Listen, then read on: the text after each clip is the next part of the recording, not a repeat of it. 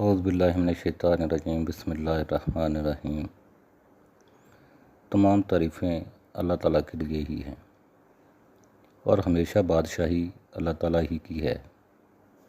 ہر چیز ختم ہو جانی ہے، صرف اللہ تعالیٰ کی ذات ہی ہمیشہ رہنے والی ہے اور وہ ہر چیز پر قادر ہے۔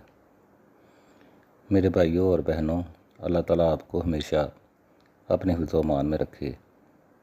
اللہ تعالیٰ آپ کو صحت و تندرستی والی زندگی عطا کرے۔ اللہ تعالیٰ آپ کو اپنے سوا کسی کا محتاج نہ کرے، آمین۔ ناظرین، ویڈیو شروع کرنے سے پہلے گزارش ہے کہ میری کوشش ہوتی ہے کہ جیسے ہی کسی مستند ذرائع سے کوئی خبر حاصل ہو آپ تک پہنچاؤں، لیکن بعض دفعہ ہمیں بھی کوئی غلط خبر مل جاتی ہے، جس کے لیے میں آپ سے معافی کا طلبگار ہوں۔ امید ہے کہ آپ معاف فرمائیں گے۔ اللہ تعالیٰ معاف کرنے والوں کو پسند کرتا ہے۔ ساتھ ہی درخواست ہے کہ میرے چینل کو لائک اور سبسکرائب کر دیں، آپ کی بڑی مہربانی ہوگی۔ ناظرین، مانیٹری پالیسی کا اعلان آج کسی بھی وقت متوقع ہے۔ اس سلسلہ میں گورنر اسٹیٹ بینک اہم اعلان کرنے جا رہے ہیں۔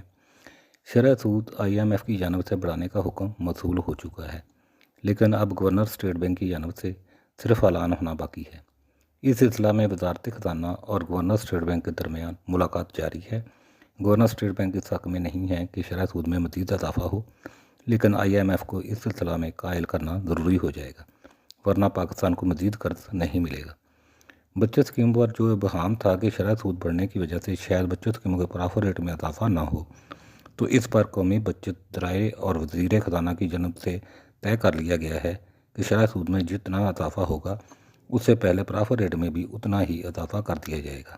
لہذا یہ بات کنفرم ہو چکی ہے کہ پرافر ریٹ میں بھی اضافہ ہونے جا رہا ہے۔ اگر شرح سود 2% تک بڑھتی ہے تو پرافر ریٹ بھی 2% تک بڑھیں گے۔ اس کا بڑا فائدہ بہبود سرٹیفکیٹ اور پینشنرز اکاؤنٹ اور شہدا ویلفیئر اکاؤنٹ والے صارفین کو ہوگا۔ ان کے پرافر ریٹ 16.36% سے بڑھ کر 18.36% تک ہو جائیں گے۔ اس وقت ان اکاؤنٹ کے پرافر ریٹ پر کوئی ٹیکس نہیں ہے۔ گورنر اسٹیٹ بینک جس طرح بچت اسکیموں کے پرافر ریٹ پر ٹیکس لگانے کی مخالفت کر رہے ہیں وہ قابل تحسین ہے۔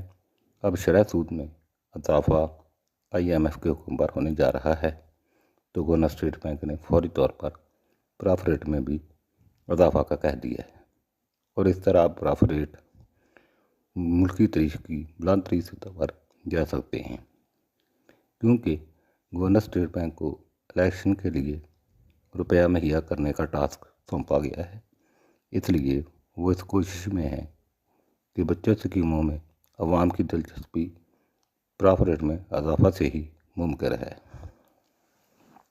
لہذا امید ہے کہ اس مرتبہ جو پرافر ریٹ بچت اسکیموں پر قائم کیے جا رہے ہیں وہ پرکشش ہوں گے اور عوام کو ان سے بڑا ریلیف حاصل ہوگا، اور موجودہ مہنگائی نے پرافر ریٹ کو 0 کر کے رکھ دیا ہے۔ اس وقت مہنگائی کی شرح 30 سے 35% تک ہے اور پرافر ریٹ 15 سے 21% تک ہے، اور وہ بھی ٹیکس زیادہ ہونے کی وجہ سے نہ ہونے کے برابر ہیں۔ اب IMF کی جانب سے پرافر ریٹ میں مزید اضافہ کرنے کا IMF کی جانب سے پرافر ریٹ پر ٹیکس میں مزید اضافہ کرنے کا جو حکم ملا ہے وہ بچت اسکیموں کے صارفین کے لیے زہر قاتل ثابت ہوگا۔